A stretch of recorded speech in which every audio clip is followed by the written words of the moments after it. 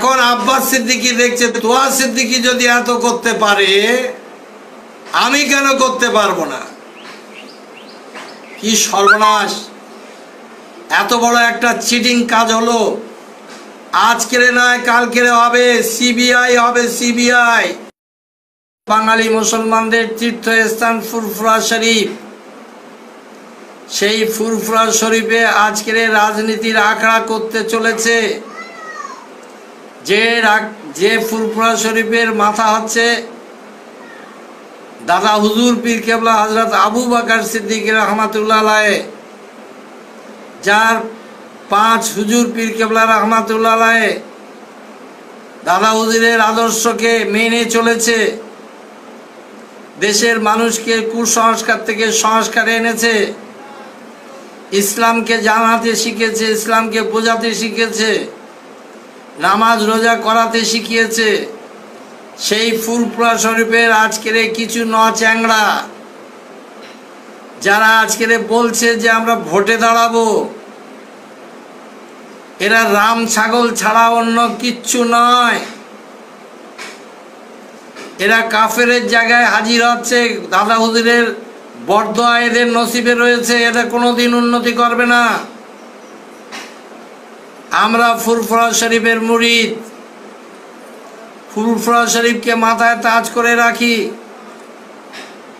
আমার পীর মেজলা হুজুর পীর কেবলা রহমাতুল্লাহ আলাইহি, আমার পীর আল্লামা রুহুল আমিন রহমাতুল্লাহ আলাইহি, আমার পীর আল্লামা সাইফুদ্দিন সিদ্দিকী রহমাতুল্লাহ আলাইহি এবং তার চার চাচাজান রহমাতুল্লাহ আলাইহি। বর্তমান অধিকাংশ ভাইরা এই অবস্থা দেখে নিরীহ গোবেচারা, তারা নিপাট সৎ মানুষ, তাদের মুখে বাক শক্তি নেই। চ্যাংড়াদের উপরে কথা বলতে গেলে নিজেদের সম্মান থাকবে না, সেই জন্যে তারা আজকের নীরব কাঁদছে বসে বসে। আর এই আব্বাস সিদ্দিকী নামে একটি ছেলে, এরা বলে কি আমরা দাদা হুজুরের আওলাদ, একদম ঠিক কথা না। আওলাদ কাকে বলে ওরা জানে? দাদা হুজুরের আওলাদ ছিল 5 জন পীর, যারা দাদা হুজুরের পথ মত আদর্শকে মাথায় নিয়ে দেশের মানুষকে 62টা জেলার ভ্রমণ করেছে এবং মানুষকে মুরিদ করেছে। সেই 5 হুজুরের প্রায় 31টা ছেলে মেয়ে, তার একটু বেশি হবে, তাদেরই 2-1টা ছেলে, প্রত্যেকে তো আর আলেম হতে পারেনি সেইভাবে। পীরের সন্তান আমরা সম্মান করি, তাদের 2-1টা ছেলে যাদের এখনো পর্যন্ত ভালোভাবে গোপ উঠেনি, তারা যদি বলে আমরা দাদা হুজুরের প্রার্থী, এদের কিভাবে এদের সর্বনাশ করা উচিত। ফুরফুরা শরীফের সমস্ত পীর মুরিদ ভাই, ভক্ত মুরিদ ভাইরা, প্রত্যেককে সোচ্চার হতে হবে। আমার দাদা হুজুর পীর কেবলা রহমাতুল্লাহ আলাইহি জমিয়তে উলামায়ে হিন্দ, যেটা আজকের তবলিগ জামাত বলে পরিচিত, সেই সময় দাদা হুজুর পীর কেবলা রহমাতুল্লাহ আলাইহি সভাপতি ছিলেন এবং আল্লামা রুহুল আমিন রহমাতুল্লাহ আলাইহি জেনারেল সেক্রেটারি ছিলেন। যখন দেখলেন যে জমিয়তে উলামায়ে হিন্দ কংগ্রেস পার্টির সঙ্গে রাজনীতিতে যুক্ত হয়ে যাচ্ছে, আমার দাদা হুজুর পীর কেবলা রহমাতুল্লাহ আলাইহি এবং আমাদের পীর আল্লামা রুহুল আমিন রহমাতুল্লাহ আলাইহি, আমাদের দাদা হুজুর পীর কেবলা রহমাতুল্লাহ আলাইহি 5 কলিজার টুকরা রহমাতুল্লাহ আলাইহি একযোগে সকলে বেরিয়ে এসে জমিয়তে উলামায়ে হিন্দটাকে বাতিল করে দিয়ে জমিয়তে উলামায়ে বাংলা আসাম বলে একটা সংগঠন হয়েছিল। আমার দাদা হুজুর পীর কেবলা রহমাতুল্লাহ আলাইহি পরিষ্কার করে ঘোষণা করেছিলেন, এই সংগঠন সমাজ সেবা করার জন্যে, এই সংগঠন ধর্ম প্রচার করার জন্যে, এজেন্ডা নেই। আমার দাদা হুজুর পীর কেবলা রহমাতুল্লাহ আলাইহি শুধু মাদ্রাসা তৈরি করেননি, অনেক হাই স্কুল তৈরি করেছে, অনেক হাসপাতাল তৈরি করেছে, মাদ্রাসা মসজিদ তৈরি করেছে, পথঘাট তৈরি করেছে। আজকের এই মৌলভী মাওলানারা সিলসিলায় ফুরফুরা শরীফের নামে তো আয় ইনকাম করেই চলেছে, করুক।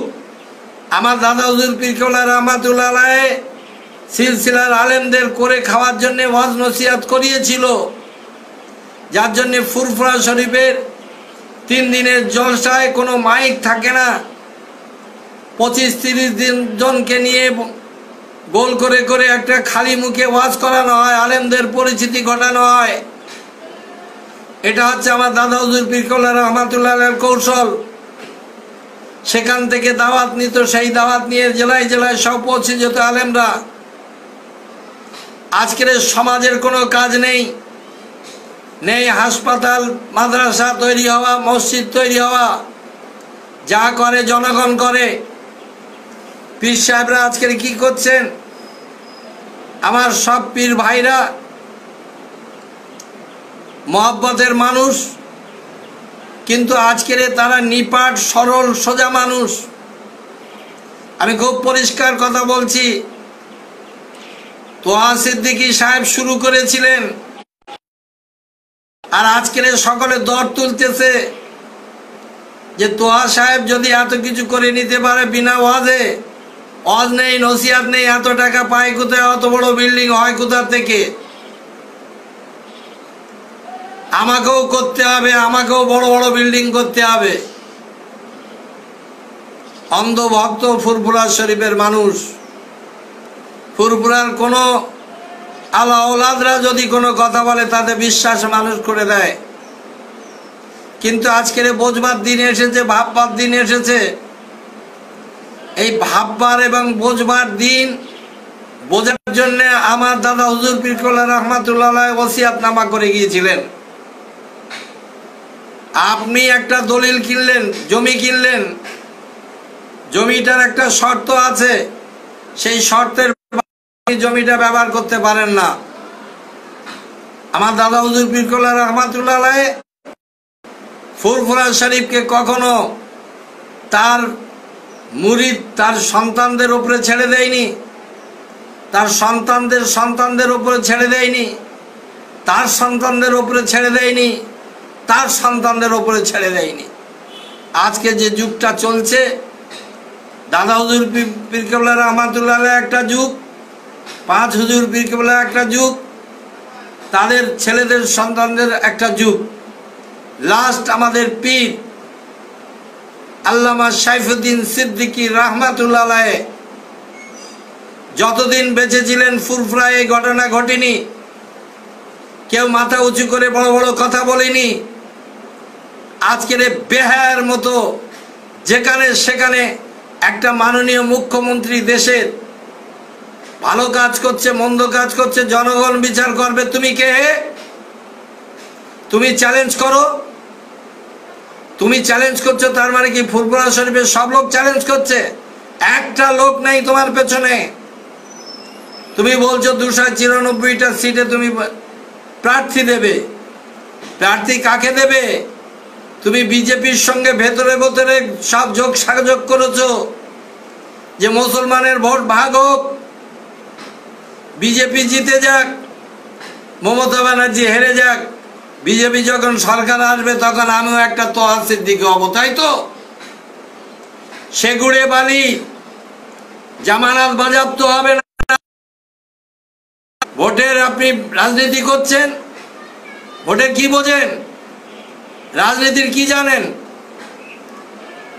আপনাদের সকলের চাইতে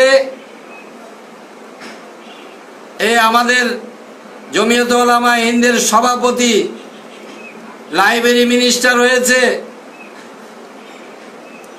উনি কিন্তু 5-6 বার কখনো লোকসভায় কখনো বিধানসভায় ভোটে দাঁড়িয়েছে।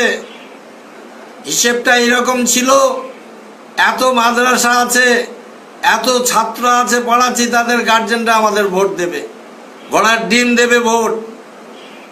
মাঠে তৃণমূল, আপনি ঘাটেও না, আশেপাশেও না। ফুরফুরা শরীফ রাজনীতি করে না, করবে না। দাদা হুজুরকে ভালোবাসে, পাঁচ হুজুরকে ভালোবাসে, সিলসিলার আদর্শকে মেনে চলে। যারা আমরা মুরিদ হয়ে আমল ইমানের সঙ্গে দিন যাপন করার চেষ্টা করি, কখনো রাজনীতি আমরা করব না। রাজনীতি ধর্মনীতিকে নিঃশ্বাসে খেয়ে ফেলবে, এটা আমার কথা না, আমার দাদা হুজুর পীর কেবলা রহমাতুল্লাহের কথা। ধর্মনীতি রাজনীতি এক জায়গায় বাস করতে পারে না। রাজনীতি হচ্ছে মিথ্যার জায়গা, ধর্মনীতি হচ্ছে সত্যের জায়গা।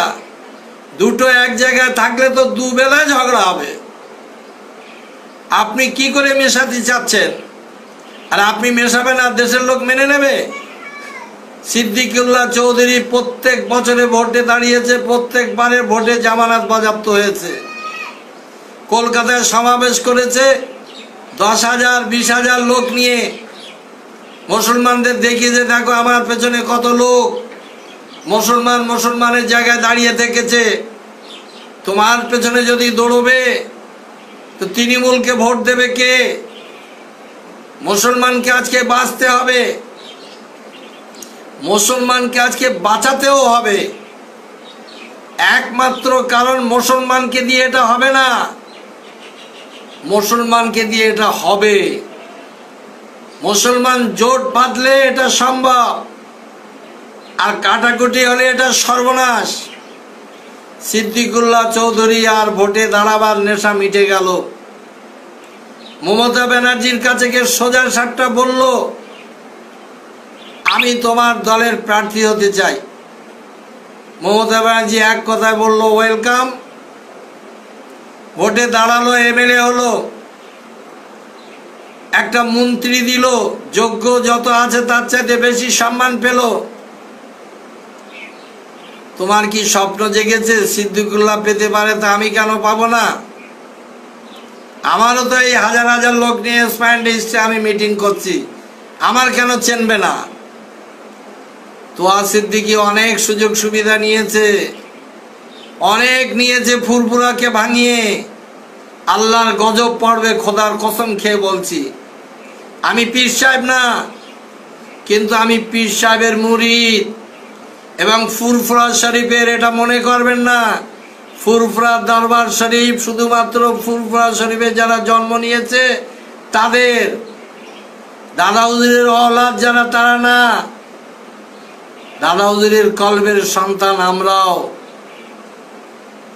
আমরা যত খলিফা আছে দাদা হুজুরের তাদের সন্তান,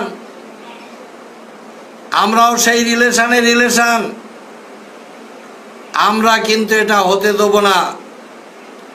আমি অন্তত মোল্লা রজব আলী, আলহাজ মোল্লা রজব আলী, নামটা ভালো করে নোট করে রাখুন।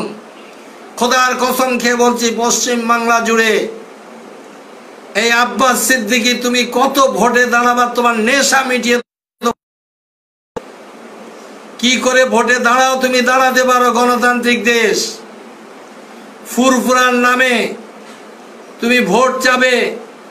যদি জুতো পেটা যদি না খাও এলাকায়, আজকের এনআরসির নামে আজকের দাঙ্গা হতে চলেছে, মানুষের জীবনের সর্বনাশ হতে চলেছে।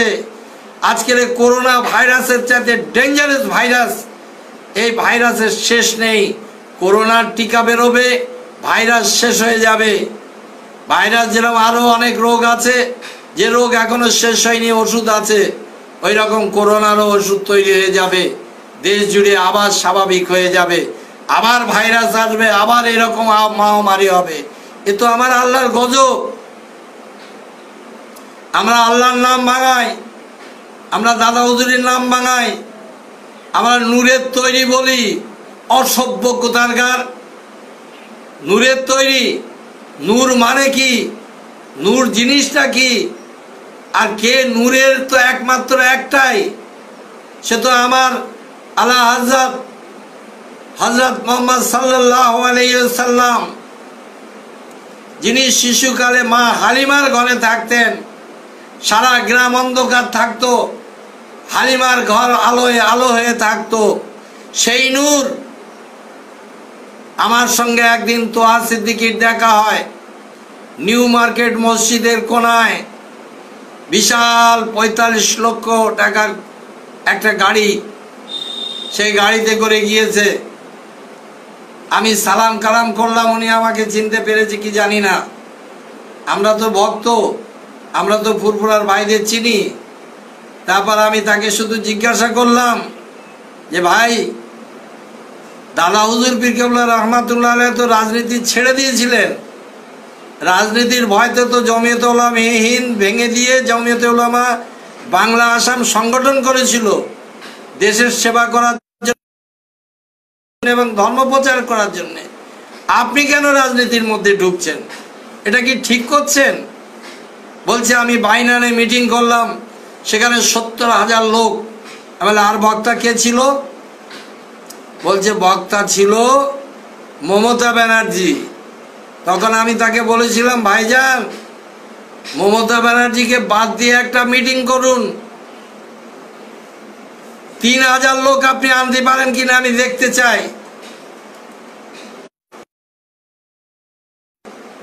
শহীদ মিনারে একটা সভা হবে, সেই মাদ্রাসার ছাত্ররা সেই সভার ডাক দিয়েছে। কামরুজ্জামান থেকে শুরু করে ছাত্র নেতারা সকলে প্রস্তুতি নিল।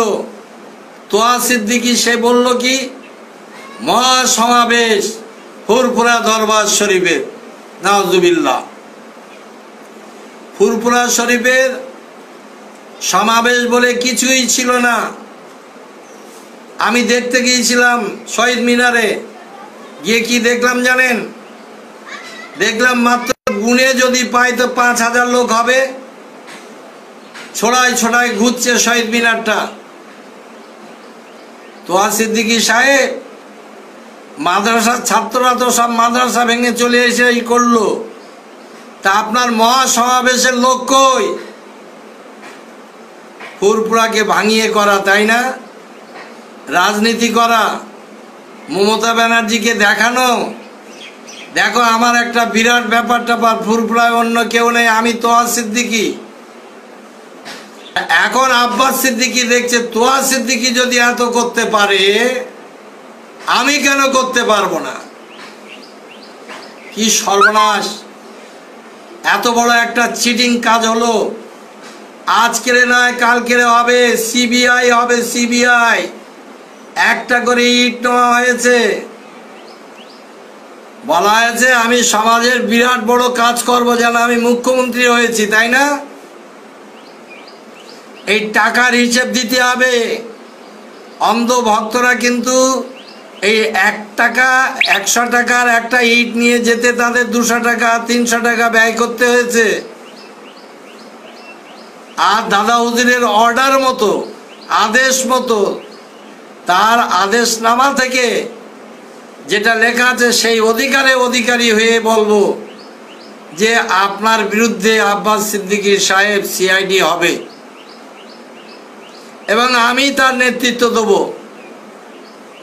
আপনি তোহা সিদ্দিকী হয়ে দাম বাড়াতে চাচ্ছেন যাতে আমার একটা টিকিট মমতা ব্যানার্জি দেয়, সিদ্দিকুল্লাহ পায়, তো আমি কেন পাবো না?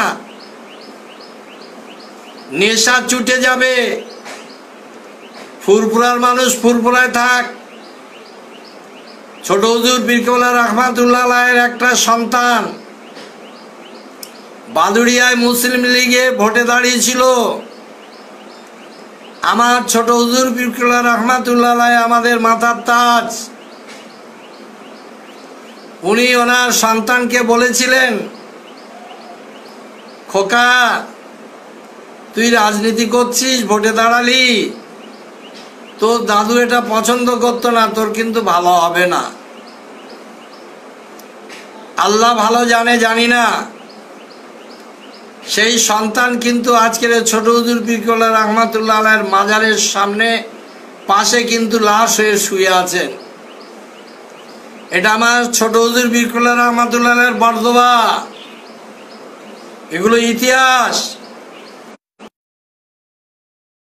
আল্লাহ আকবার বলার কাজ না। দেখে শুনে আল্লাহু আকবার বলতে হবে, নারায়ে তাকবীর বলতে হবে। পীর সাহেবের ছেলে বলেছে আর আমি দৌড়বো বললে হবে না। তোহা সিদ্দিকী সাহেব সিলসিলার ফুরফুরা সিলসিলার পদোন্নতি করেছে, এখনো পর্যন্ত সে রাজনীতি, সে দেখছে আমার উপরে আব্বাস সিদ্দিকী উঠে যাচ্ছে, তো তাহলে মমতা ব্যানার্জি আমার তো আর দাম দেবে না। মমতা ব্যানার্জির যা বোঝবার দরকার বোঝা হয়ে গেছে। আজকে যদি রাজনীতিওয়ালারা করায় ফুরফুরা শরীফে সিপিএম এর লোকেরা একটা গ্রুপ তৈরি করছে, ওখানে তৃণমূলের লোকেরা একটা তৈরি করে রেখেছে, সে এখন আসলা এদিকে বিজেপির দিকে যায় না, তৃণমূলে থাকি। আব্বাস সিদ্দিকী এখন দর তুলছে, আমার যদি বলে যে তোমার এই একটা সিট দিচ্ছি তুমি চুপ করো, আমি বলবো মমতা ব্যানার্জিকে কোন রকম তার কথা শোনার দরকার নেই। কত নির্দল ভোটে দাঁড়ায়, ঘুঘু দেখেছে তো ফাঁদ দেখিনি। রাজনীতিটা কি? আমি 48 বছর রাজনীতি করছি, মমতা ব্যানার্জির সঙ্গে রাজনীতি করেছি। 1974 সালে একসঙ্গে মুচিপাড়া থানায় অ্যারেস্ট হয়েছি। আমি তখন চাকরি করছি, ও তখন কলেজে পড়ছে, ইউনিভার্সিটিতে পড়ছে। তো সাবধানে চলতে হবে, এই টাকা ফেরত দিতে হবে। আব্বাস সিদ্দিকী সাহেব, ইটের দামগুলো যেন মজা থাকে। একটা ইটের দাম 8 টাকা, একটা মানুষ গিয়েছে 3 থেকে 400 টাকা খরচ হয়েছে। আর 100 করে টাকা যদি কম করে যদি 10,000 মানুষ দেয়, সেটা কত? আজকে রে বাবা ত্রাণে যাচ্ছি, ত্রাণ দিতে সেখানে কি বলছি, আমি ফুরফুরা শরীফ থেকে এসেছি, আপনাদের দুঃখের সময় আমি ভোটে দাঁড়াবো, আমাকে ভোট দেবেন তো? নাউজুবিল্লাহ। আমার দাদা হুজুর পীর কেবলা রহমাতুল্লাহ আলাইহি শর্ত রেখে কখনো মানুষকে সেবা করিনি। আল্লাহর কাছ থেকে আমি কি নেব? দুনিয়ার মানুষের কাছ থেকে যদি পেয়ে যাই, আমার আল্লাহ বেমুখ থাকে। এটা তো জ্ঞান দেওয়ার কথা না, এটা হাদিসের কথা। তো আব্বাস সিদ্দিকী সাহেব, আপনি আশায় থাকুন, আপনি ফুরফুরা শরীফের একজন প্রতিনিধি বলতে পারি, কিন্তু আপনাদের বাচ্চা ছাড়া বেঁচে আছে, আপনি কিন্তু বাচ্চা তাদের নিয়ে কাজ করছেন না। আপনি দেখাচ্ছেন আমি বাচ্চা তাদের ওপরের মাল। সাবধানে চলুন, আল্লাহর গজব দাঁড়িয়ে রয়েছে আপনার সামনে। আমার দাদা হুজুর পীর কেবলা রহমাতুল্লাহ জিন্দা, আমার 5 হুজুর পীর কেবলা জিন্দা। আমি যদি কোনো ভুল কথা বলে থাকি, আমার দাদা হুজুর পীর কেবলা রহমাতুল্লাহ আদর্শের বাইরে আমার জবান যেন বন্ধ হয়ে যায়। আর আপনার ভুল পদক্ষেপ, যেটা আপনি দাদা হুজুর ভাঙিয়ে খাচ্ছেন, 5 হুজুর ভাঙিয়ে খাচ্ছেন এবং অন্ধ ভক্তদের সর্বনাশ করছেন, আমার আল্লাহ তো আপনাকে যা করার করবে। আর আমার দাদা হুজুর আর 5 হুজুরের বর্দোয়া নেওয়ার জন্য অপেক্ষায় থাকুন। ভালো হবে না আপনার? ভোটে দাঁড়াবেন, দাঁড়ান। আপনি কোথায় ভোটে দাঁড়াবেন, সেখানে আমি ভোটে দাঁড়াবো। আপনি যে বিধানসভায় দাঁড়াবেন, আপনার হ্যাংচ্যাংদের কথা ছেড়ে দেন, আপনি ভোটে দাঁড়ান। আমি সেই এলাকায় ভোটে দাঁড়াবো। তৃণমূল টিকিট দিক আর না দিক, নির্দলটা তো কেউ কেড়ে নিতে পারবে না। আমি শুধু আপনার সঙ্গে চ্যালেঞ্জ করবো সারা বাংলাকে সজাগ করাবার জন্য, যে আপনি মিথ্যুক, আপনি আদর্শের বাইরে, আদর্শের পরিপন্থী। আপনি রাজনীতি করার জন্য, মুনাফা করার জন্য আপনি সিলসিলাকে ভাঙিয়ে খাচ্ছেন। আপনার ছাড়বো না। আমার ক্ষমতা দেখবেন, আপনি ক্ষমতা দেখবেন, দেখার হিম্মত আছে, করার পরে হবে। থাকলো চ্যালেঞ্জ। আমি মমতাজিকে একটাই কথা বলবো, যদি আপনি দয়া করে আব্বাস সিদ্দিকী ভোটে দাঁড়ায় আর আমাকে আপনি যদি না দাঁড় করান আমি নিজে দাঁড়াবো নির্দলে। টাকা ফুরফুরার ভক্তদের পকেট কেটে আমি টাকা নেব না, টাকা আমার আল্লাহ দেবে। ভোটের প্রচার করার জন্য কি করতে হয় আমি জানি, রাজনীতি আমি জানি। আপনার কিভাবে প্যান্ট খুলতে হয়, আপনার চামড়া খুলতে হয়, দেশের মুসলমানদের এক কাট্টা করে আপনার বিরুদ্ধে কি করে নামাতে হয় সেটা আমি বুঝে নেব, আমি জানি। শুনে রেখে দেন, শহীদ মিনারে ফুরফুরা সিলসিলার জমিয়তে উলামা বাংলা আসামের তরফ থেকে মিটিং হয়েছিল। 2.5 লক্ষ মানুষ সেখানে জমায়েত ছিল। এই জমায়েতে সৈয়দ বাহাউদ্দিন সাহেব, ইমরান উদ্দিন সাহেব, মেহরাব উদ্দিন সাহেব, আজমাতুল্লাহ সাহেব, আমরা ভক্ত হিসেবে তাদের সাহায্য করেছিলাম, প্রাণ দিয়ে করেছিলাম। 100 মিডিয়া ছিল, 100 মিডিয়া, দেশ বিদেশের মানুষ এসেছিল। আমার আল্লামা সাইফুদ্দিন সিদ্দিকী সাহেব মাদ্রাসার বিরুদ্ধে জিহাদ করেছিলেন, আমাদের দোয়া করেছিলেন, আমরা সেই জায়গায় সফল হয়েছিলাম। সিপিএম পার্টি মাদ্রাসাকে সর্বনাশ করে দিয়েছে, আমার নবীজির ঘরকে। বিজেপি তো জানি ওরা মুসলমানকে কোপায়, মুসলমানের নাম শুনলে বলে যে মুসলমানকে কোপাও। আর সিপিএমরা কি বলে, মুসলমানকে আমরা বুকের মধ্যে করে রাখবো বাঁচিয়ে, তাই না? যদি বাঁচিয়ে রাখবো, বিজেপি তো রাম মন্দির মানে বাবরি মসজিদ ভাঙলো, আবার রাম মন্দির গড়লো প্রায়, সে তো সারা দেশের লোক দেখেছে, প্রকাশ্যে করেছে।